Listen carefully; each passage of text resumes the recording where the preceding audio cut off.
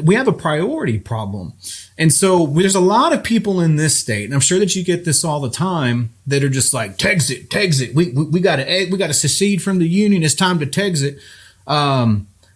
I'd like to hear your thoughts on that, but first I want to give you mine, and I want to make sure that I'm crystal clear with all the viewers and all the listeners. To me, I'm not necessarily against it, but I'm not for it. To me, that's a last ditch effort. But let me tell you, as a 7th generation Texan, I was raised that you stand up and you fight. You don't tuck tail and run, and you don't give up. And to me, that's what Texit is. Texit is like, well, we're just going to tuck tail. We're going to take our football. We're going to go home, and we're not going to fight. We're just going to focus on our little corner of the world over here. And in my opinion, Rick, is that we should be leading the fight. Texas should be leading the fight for liberty. Yeah. And we're not. So, I don't think that we're there yet. And not only that, but let's say that we do Texit. Let's say that we do that.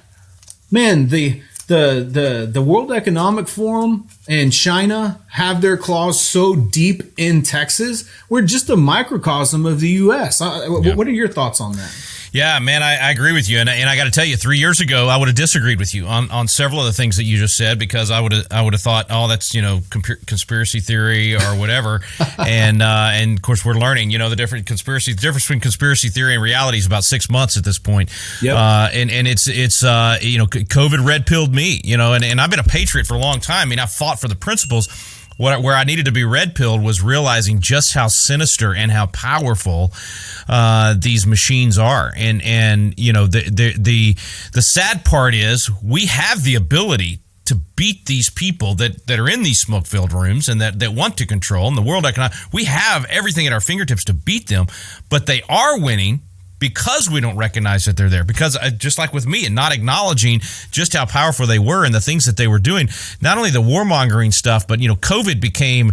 That's why it red pilled me, because it was so obvious to me, and it was so in our faces, and the cult like fervor that they used, and the willingness that's probably what finally woke me up, was the sheep in America that just fell over themselves because of exactly what you just described. The crisis was created, the fear mongering, which was all based on mostly lies. I mean, not that COVID wasn't a real virus, but that it was way, they made it out to be way worse than it ever actually was, and lied about the cures, and lied about all of everything was a scam. And continue to lie. And continue to do it.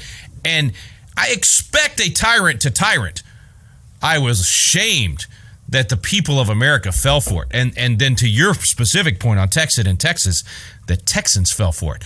That our governor was one of the worst in the country at putting in these tyrannical orders. For 9 months, put Texas in jail. But to your point, and I'm just going to want to answer your main question about Texas. I agree. And I've told people all over the country, they'll say to me, man, when Texas secedes, I'm moving to Texas. And my immediate response is, listen, man, people from California, Massachusetts, Portland, Oregon, died for me at Iwo Jima and Saipan and Normandy and all of these other places. I am not giving up on them until it's absolutely necessary. I'm actually writing a book right now called The Final Option, and it's basically a 1, 2, 3, 4 game plan. And if we do the things that are at our fingertips, I don't know if we'll save the whole nation, but I think we can save big chunks of the nation. Now, that requires a return to federalism. We have to get back to where the federal government only does those handful of things: defend the borders, defend the nation, patents, copyrights, trademarks, that type of stuff, and gets out of our lives and gets out of our business. And then each state gets to have its own personality and be very different. And if California wants to be goofy and crazy, let them be goofy and crazy, and we're not going to tell them what to do, and they're not going to tell us what to do. And then people can vote with their feet, and we will have redder states and bluer states, and we'll be divided in terms of our politics, but we've always been divided as a nation. That's the misnomer.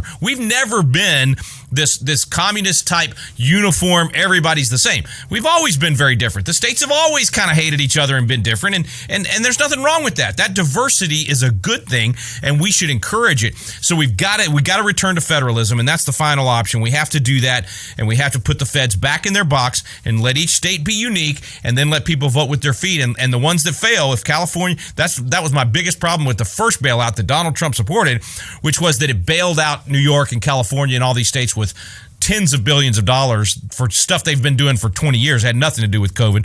But anyway, those states can make bad decisions, but they have to live with the consequences of their decisions. If we can do that, we can save the nation as a whole, which means we're able to fight China, deal with the cartels, all that kind of stuff. If that doesn't work, if we fail to do a convention of states that will re-clarify the limitations in the Constitution, that's the only way we're going to get there. It's not going to come out of Washington. The state legislatures have to lead on this, which is what George Mason said on September 15th, 1789, when they were at the convention. He said, or 1787, sorry, we have to have a way for the states to do this without the feds involved at all. And that's what a convention of states is. I don't know if you want to go down that road, but we could talk about that. But that's the final option. If that doesn't work, if we don't get that done, and the feds continue to spin us into oblivion and continue to tell us what to do, we're headed to civil war, or we're headed to a breakup.